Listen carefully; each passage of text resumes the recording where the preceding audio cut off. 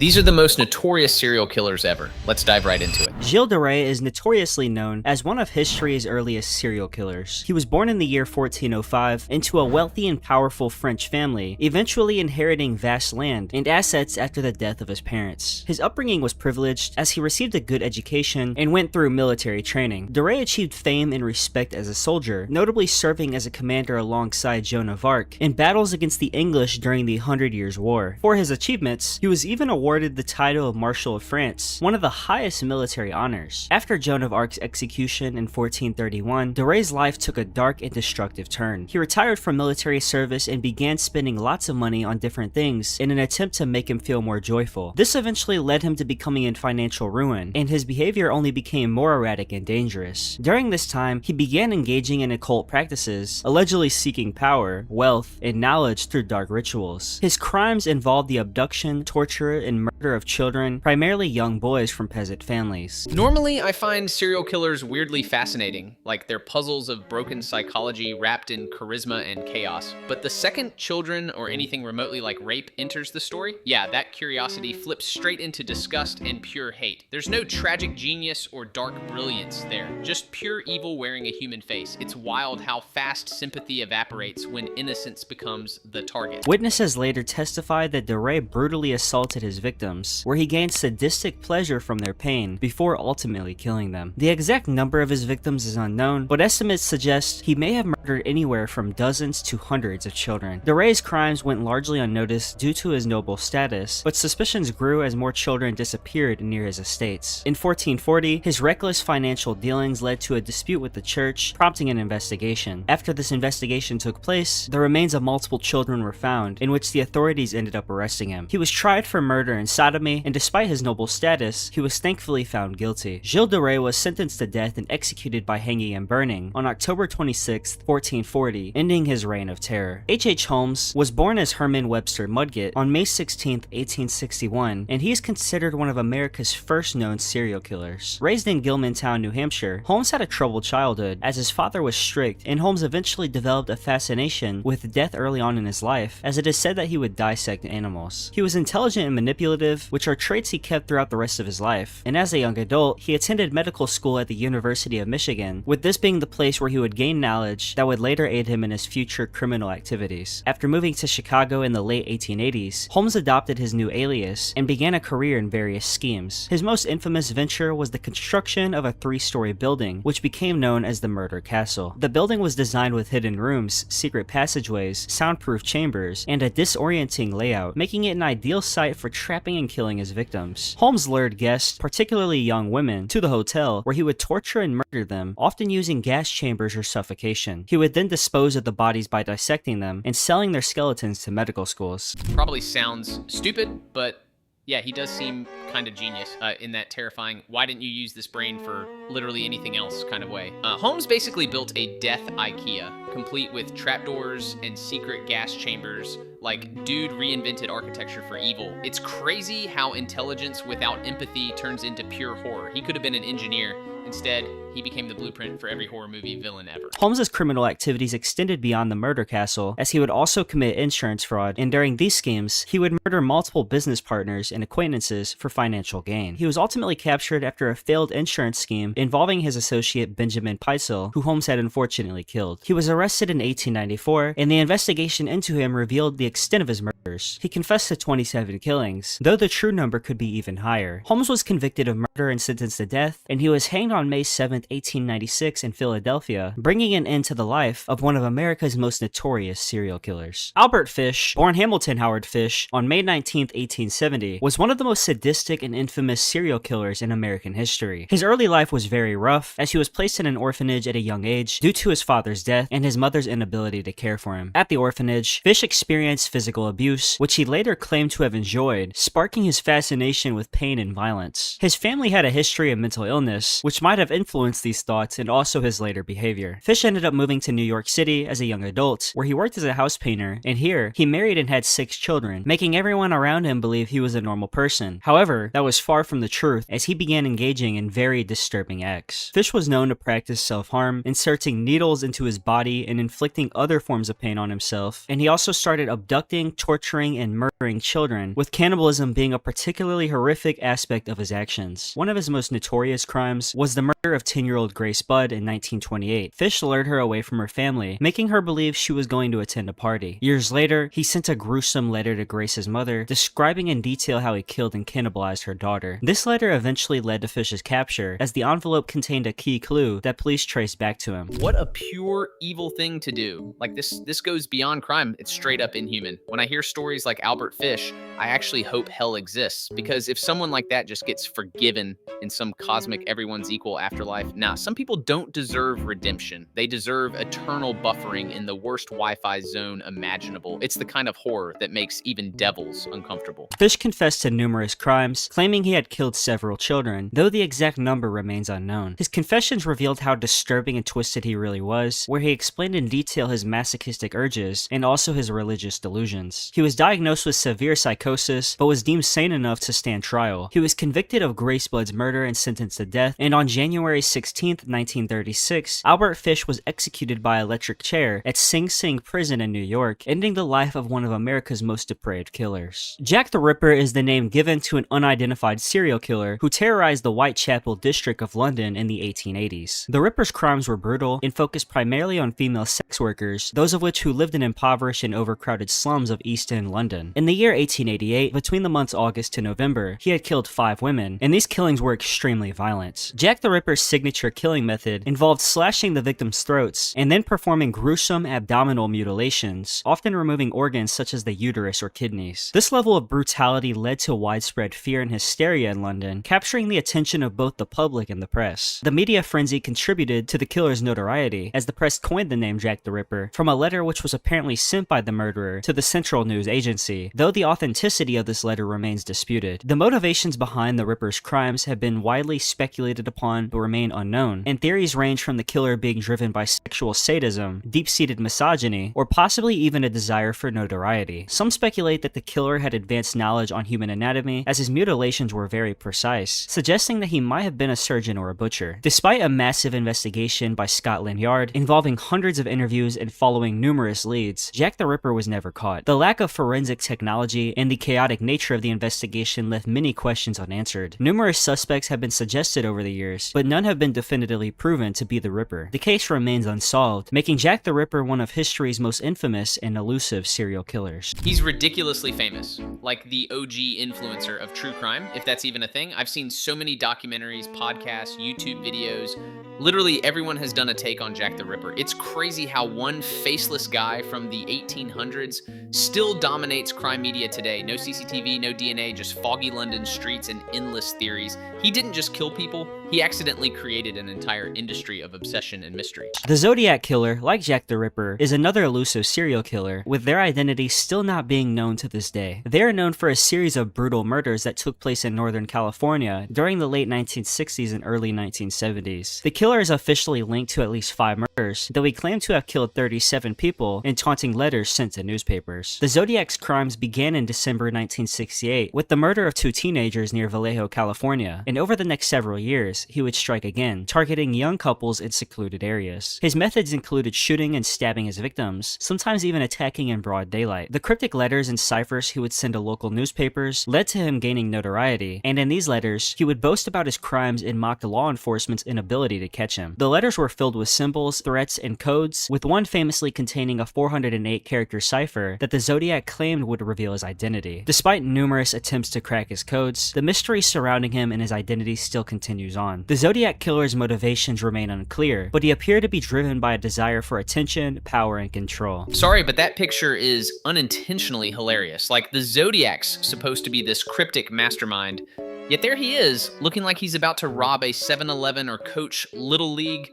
The bag and sunglasses combo is pure chaos. It's almost meme-worthy how goofy he looks for someone who literally terrorized California. Imagine sending coded death threats while dressed like you're hiding from pollen season. His use of media to communicate with the public and law enforcement was highly unusual and suggested that he enjoyed the fear and chaos he instigated. He displayed a calculated, almost theatrical cruelty that made him a figure of terror during his active years. Despite Despite a massive investigation and numerous suspects over the years, he was unfortunately never caught. His last confirmed communication was in 1974, and no new credible leads have emerged since. The Zodiac Killer remains a haunting figure in human history, with theories and investigations surrounding him and his crimes continuing to this day. There's honestly nothing haunting about him when you see that picture. Like, he looks weirdly chill, like he's on his way to grab an iced latte, not taunt the entire state of California. The bag and sunglasses totally ruin the menace. He's giving off more undercover dad on vacation than mysterious killer. It's kind of wild how an outfit can take a literal icon of fear and turn him into a walking meme. Andrei Chikatilo, known as the Butcher of Rostov, was born on October 16, 1936, in the Ukrainian SSR. His early life was not easy, as he grew up during the famine in the Soviet Union, which led to tales of cannibalism in his village. His father was captured during World War II, and Chikatilo himself faced bullying due to his shy nature and physical weakness. These early experiences likely influenced his later violent tendencies, and as he got older, he worked various jobs, eventually becoming a teacher. However, his inability to maintain discipline in the classroom and his inappropriate behavior towards students led to his dismissal. He later worked as a factory clerk, and despite his troubled behavior, he married and fathered 2 children, maintaining a facade that he was a normal citizen. His killing spree began in 1978 and lasted until 1990, as he targeted women and children, luring them to secluded areas where he would assault, mutilate, and murder them. His victims suffered horrific violence, including stabbing, disembowelment, and partial cannibalism, and Chikatilo derived sexual gratification from the act of killing, which he later attributed to him feeling like he had little power in other aspects of his life. Because of this, he claimed that his crimes were driven by anger and sexual frustration. Despite being arrested multiple times during the investigation, Chikatilo evaded capture due to a lack of evidence and investigative errors. He was finally caught in November 1990 when undercover officers observed him approaching children at a train station. Forensic evidence, including blood and semen samples, linked him to several of the murders, and he eventually ended up confessing to killing 56 people, but was only convicted of 52 murders in 1992. In October later that year, he was sentenced to death, and on February 14, 1994, Chikatilo was executed by a single gunshot to the head. He is one of those cases that feels straight out of a horror movie,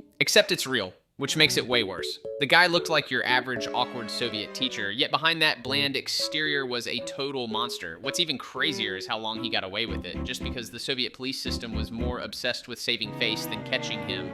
Bureaucracy literally protected a cannibal. Like, imagine HR but for serial killers. The Toy Box Killer, who was born as David Parker Ray on November 6, 1939, in Belen, New Mexico, had a very troubled childhood. He was raised by his grandfather who would give him extreme punishments, and he was often exposed to violent pornography by his father, which allegedly influenced his sadistic tendencies. Ray struggled with feelings of inadequacy and developed strange sexual fantasies from an early age. As an adult, Ray worked as a mechanic for the New Mexico Parts Department, gaining a reputation as a skilled handyman. Behind this ordinary facade, he constructed a soundproof trailer, which he called his toy box, equipped with a gynecological chair, surgical tools, whips, chains, and other tools for torture. Ray lured victims into his trailer, often with the help of accomplices, including his girlfriend Cindy Hindi. Once inside, the victims were drugged, restrained, and subjected to horrific torture and sexual assault, sometimes lasting for days on end. Ray would also record his sessions, playing tapes of the victims that detailed the torment that they would later endure. His sadistic acts were driven by a desire for control and domination, and he meticulously planned his crimes to avoid detection. He is suspected of murdering multiple victims, though none of the bodies were ever found, making it difficult to determine the full extent of his crimes. He was eventually caught in 1999 when one of his victims, Cynthia Vigil, managed to escape from his trailer and alerted authorities. An investigation took place, uncovering the chilling contents of the trailer, and this led to Ray's arrest. He was convicted of numerous charges, including kidnapping and torture, and was sentenced to 224 years in prison. David Parker Ray died of a heart attack in 2002 while still incarcerated, leaving behind a legacy of horror and unanswered questions about the true number of his victims. The Toy Box Killer honestly feels like something your brain refuses to believe is real. This dude literally built a mobile torture lab complete with medical tools, restraints, and even a scripted audio tape to greet his victims. Like, who does that? What's so disturbing is how methodical he was, as if horror was just his weekend project, and the fact that no bodies were ever found, that's what makes it even more haunting. He died in prison, taking every secret, every victim to the grave. John Wayne Gacy, often referred to as the Killer Clown, was responsible for the murders of at least 33 young men and boys. He was born on March 17, 1942. Excuse me, guys, is this comedy or a crime documentary? That childhood picture is wild. This chubby little kid holding 2 guns like he's auditioning for Baby Terminator. It's insane how someone can look that goofy as a kid and grow into one of the creepiest killers ever. You'd expect him to start a Nerf war, not become the killer clown. Honestly, childhood photos have never aged this poorly. In Chicago, Illinois, and he had a pretty rough childhood. His alcoholic father was abusive, in which he would belittle and physically assault Gacy. Despite these challenges, he sought out acceptance and respectability, joining community organizations and becoming a successful businessman. Gacy was known for his involvement in local politics and his charitable work, often dressing as Pogo the Clown to entertain children at parties and events. This public persona marked his dark, predatory nature, as he would lure his victims, often young men from the Chicago area, by offering them jobs or promising them money. Once they were in his home, he would give them alcohol or drugs, then handcuff and sexually assault them. Many of his victims were strangled or suffocated, and Gacy buried 26 of the bodies in the crawl space beneath his home. His crimes went unnoticed for several years due to how much of a respectable figure he was. However, in December 1978, Gacy's last victim, 15-year-old Robert Peast, went missing after being seen with Gacy. This led to a police investigation, and a search warrant was eventually issued at Gacy's home. The horrifying discovery of human remains in the crawl space led to his arrest, and during his trial in 1980, Gacy confessed to the murders but pleaded not guilty by reason of insanity. The jury found him guilty, and he was sentenced to death, with him spending 14 years on death row, where he would paint pictures of clowns, and he was eventually executed by lethal injection on May 10, 1994. Dennis Rader was born on March 9, 1945 in Pittsburgh, Kansas, and he became infamously known as the BTK Killer, which stands for Blind, Torture, and Kill, later in his life. During his childhood, his family life was seemingly ordinary. However, he exhibited disturbing behavior from an early age, including a fascination with bondage and a tendency to kill small animals. These early signs of psychopathy were masked by his otherwise normal life. Rader held jobs as a compliance officer and security alarm installer, and he was also active in his church, even serving as its president at one point. He also had a family, appearing to live a typical suburban lifestyle. Eventually, he started killing people between the years 1974 to 1991, terrorizing Wichita, Kansas, by committing heinous crimes involving binding, torturing, and murdering his victims. Rader's reign of terror lasted over 17 years, during which he had killed 10 people, including men, women, and children. His crimes were especially horrifying due to their premeditated nature and the cruelty with which he carried them out. His motivations stemmed from his sadistic fantasies and need for power and control. He craved attention and would taunt law enforcement with letters and cryptic messages that detailed his crimes. He loved the fear that he instilled in the community, and also how he was able to stay anonymous for such a long time, feeding his ego. Rader was finally apprehended in 2005 when he resumed sending taunting letters to the police. He made the mistake of sending a floppy disk, which authorities were able to trace back to his church computer. He was arrested, confessed to his crimes, and in 2005 was sentenced to 10 consecutive life terms in prison without the possibility of parole. Rader's case is one of the most notorious in American criminal history, showcasing the terrifying potential of a killer hiding in plain sight. BTK is the definition of your creepy neighbor, but worse, it's insane how he balanced PTA meetings with torture fantasies like the ultimate double life speedrun and that floppy disk mistake. Absolute boomer move. Imagine getting caught because you didn't know how metadata works. Man was terrifying, but also technologically illiterate. Harold Shipman, also known as Dr. Death, was a British general practitioner who is believed to be one of the most prolific serial killers in history. Born on January 14, 1946, in Nottingham, England, Shipman had a seemingly normal upbringing, though his mother's death from cancer when he was 17 profoundly affected him. During her illness, he observed how morphine eased her suffering, which may have influenced his later behavior. As he became an adult, he became a well-respected doctor, practicing in Hyde, Great Manchester. However, between 1975 to 1998, he secretly murdered about 250 patients, predominantly elderly women, by administering lethal doses of heroin. Shipman exploited the trust his patients had in him, even visiting them at home under the guise of providing care, then injecting them with the fatal drug. As a doctor, he was seen as a caretaker, making his murders even more insidious. His victims, who trusted him to safeguard their life, were instead killed in cold blood, and he would also falsify medical records to cover up his actions, and even altered wills to benefit himself in some cases. His motivations remain largely unclear, but some experts speculate that his mother's death and his perceived control over life and death may have played a role in his killings. Others believe he was driven by a god complex, seeking power over his victims' fates. He was eventually caught in 1998 after he forged the will of one of his victims, Kathleen Grundy, leading her daughter to suspect something was up. An investigation followed, uncovering the large amount of murders he had committed, and in the year 2000, he was convicted of 15 counts of murder and sentenced to life imprisonment. He hanged himself in his prison cell in 2004, escaping justice for the full extent of his monstrous crime. He is honestly one of the scariest types of killers. The ones who hide behind authority. Like this man wore a white coat, had a stethoscope, and murdered over 200 people with the same calmness as writing prescriptions. That's next level twisted. The God complex theory fits pretty well. He literally decided who lived or died, no remorse. And the irony, he killed himself in prison, as if he wanted the final word on his own fate. Ted Bundy, born on November 24th, 1946, was one of the most notorious serial killers in American history. He had a troubled childhood, growing up under the belief that his grandparents were his parents and his mother was his sister. He later discovered the truth, which may have contributed to his growing sense of anger and confusion. Despite his disturbed inner life, Bundy became a seemingly successful young man, attending college and law school and working on political campaigns. He used this facade of normalcy to build trust with his victims, often faking injuries or pretending to be a figure of authority to get closer to them. He would also use his good looks and intelligence to lure women to their deaths, and between the years 1974 to 1978, it is believed that he had murdered at least 30 young women, though the true number may be even higher. His crimes spanned across several states, including Washington, Utah, Colorado, and Florida, involving abduction, sexual assault, and even necrophilia. His motivations were deeply rooted in a desire for control and power over his victims, driven by sadistic sexual fantasies. His murders were not just about killing, they involved horrific violence, and he would often return to the bodies of his victims to further desecrate them. Bundy's capture came after several close encounters with law enforcement, and in the year 1975, he was arrested in Utah for a traffic violation, with the police linking him to a series of missing women. After escaping custody twice, Bundy was finally apprehended in Florida in 1978, and he was convicted of multiple murders and sentenced to death. Bundy was executed in the electric chair in Florida on January 24th, 1989, and his case remains infamous due to his ability to manipulate those around him, hiding his monstrous nature behind a facade of charm and normality. Ted Bundy is like the ultimate reminder that evil doesn't look evil. The guy was handsome, smart, charming, the human version of a pop-up ad that looks trustworthy until it steals your data. It's terrifying how easily he weaponized charisma, using it like camouflage. Bundy basically gamified manipulation. Escaping custody twice just adds to the absurdity. He didn't just commit crimes, he performed them.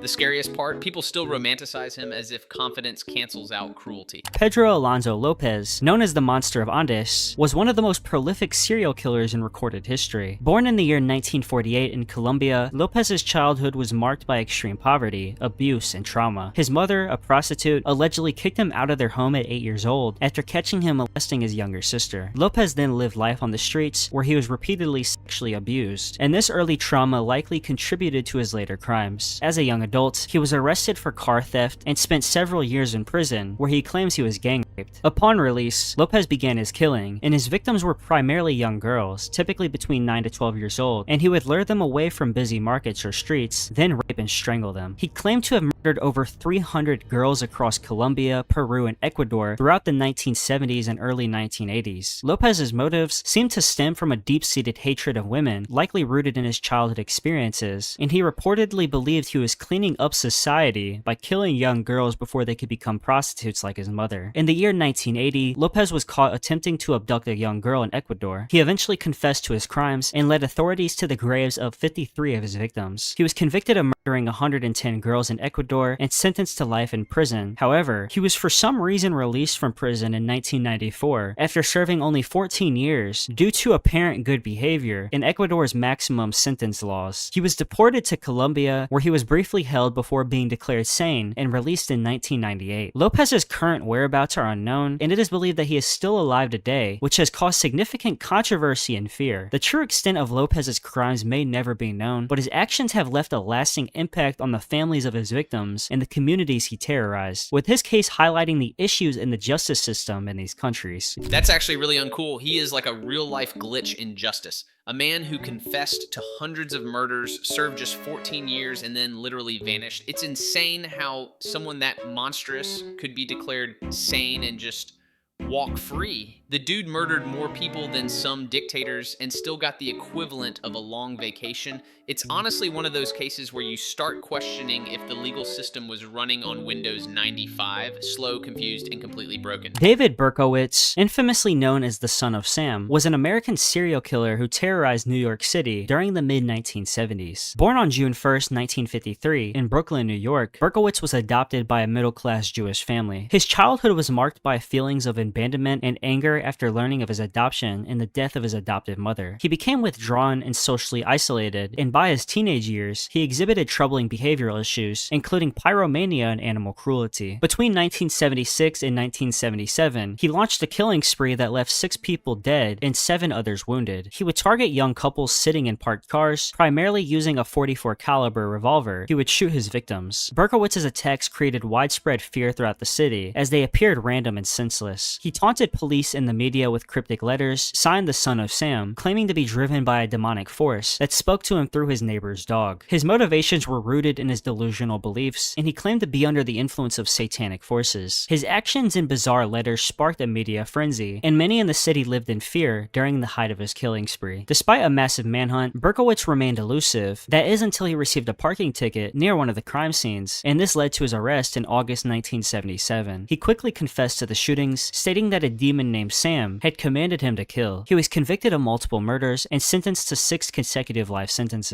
During his imprisonment, Berkowitz claimed to have found religion, renouncing his earlier beliefs, and now instead referring to himself as the Son of Hope. Despite his supposed transformation, Berkowitz remained in prison, where he continues to serve his life sentences without the possibility of parole. Jeffrey Dahmer, known as the Milwaukee Cannibal, was an American serial killer responsible for the brutal murders of 17 young men between 1978 to 1991. Born on May 21st, 1960, in West Allis, Wisconsin, Dahmer's childhood overall wasn't too bad. He was a shy child who struggled with feelings of isolation and abandonment, particularly after his parents' divorce. He developed early signs of psychopathy, such as having an obsession with dead animals and also dissecting them. Dahmer's murders were particularly shocking due to their sheer brutality, as he would lure in his victims, which were mostly young men, many of whom were African American, back to his apartment, where he would drug them, kill them, and often perform acts of necrophilia. Dahmer dismembered his victims' bodies, sometimes even preserving parts as trophies. He also engaged in cannibalism and attempted to create zombies by drilling holes in the head of some victims and injecting them with acid or boiling water in an effort to control them. Dahmer's motivation stemmed from being psychologically disturbed, where he felt a deep need for control and a desire for dominance over his victims. His crimes escalated over time as he became increasingly detached from any sense of morality or empathy, and despite his horrific actions, he appeared to function relatively normally in society, holding various low-level jobs, although his life was highlighted by alcoholism and loneliness.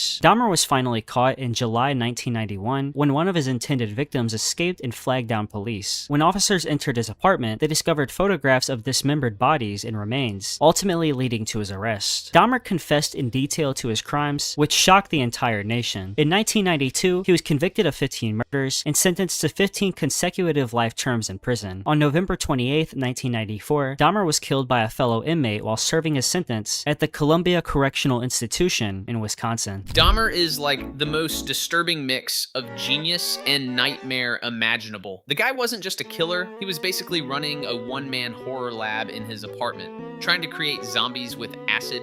That's not just evil, that's Frankenstein core insanity. What's so eerie is how normal he looked. Yeah, quiet neighbor vibes, but behind the door was straight up hell. It's wild how someone could look that harmless and still redefine the word monstrosity. Richard Ramirez, infamously known as the Night Stalker, was an American serial killer, rapist, and burglar who terrorized Southern California during the mid-1980s. Born on February 29, 1960 in El Paso, Texas, Ramirez had a troubled upbringing. He was exposed to violence at a young age, influenced by his cousin, who was a Vietnam War veteran that shared graphic stories of war atrocities. Ramirez also endured physical abuse at home and developed an early interest in Satanism and dark rituals. Between the years 1984 to 1985, he went on a brutal crime spree that left at least 14 people dead and many others injured. His crimes were marked by extreme violence and unpredictability, with his victims ranging from young children to elderly individuals with no particular pattern. He would break into homes at night, often sexually assaulting his victims before murdering them, and he also incorporated satanic symbols and phrases into his killings, heightening the terror that he instilled in victims and the public. His crimes included shootings, stabbings, stabbings, beatings, and mutilations, making him one of the most sadistic killers in American history. Ramirez's motivations appear to be driven by a deep connection to evil and chaos, and his interest in Satanism, as well as his brutal treatment of victims, seemed to be an expression of his dark sadistic desires. He deeply enjoyed the fear he instilled into others, and his actions revealed a complete lack of empathy and remorse. Ramirez was caught in August 1985 after a citywide manhunt, triggered by his recognizable fingerprints found at a crime scene and a surviving victim's description. He was captured by a group of civilians in East Los Angeles after being recognized in public, and in 1989, he was convicted of 13 murders, 5 attempted murders, 11 sexual assaults, and 14 burglaries. He was sentenced to death, but died in 2013 while on death row from complications related to cancer. Thank you very much for watching this video, and if you learned something, make sure to leave a like. Comment down below what types of videos you would like to see from me on this channel in the future, as I am interested in covering a large variety of topics. Anyways, thank you again, and goodbye. Man, when you look at all these stories together, it's honestly terrifying how many of these people looked normal. Teachers, doctors, neighbors, even clowns. It's proof that real horror doesn't need monsters, it just needs a human face and no empathy. What's even crazier is how these cases shaped modern psychology, crime investigation, and pop culture, turning tragedy into fascination. It's dark, but it's part of understanding how far the human mind can fall when morality just switches off. Jaydone History absolutely nailed the storytelling in this video. Super detailed, perfectly paced, and chilling in all the right ways. The link's in the description, definitely check it out. And hey, the next video, let's just say it's not what you think, but it'll definitely mess with your perspective. Stay nerdy.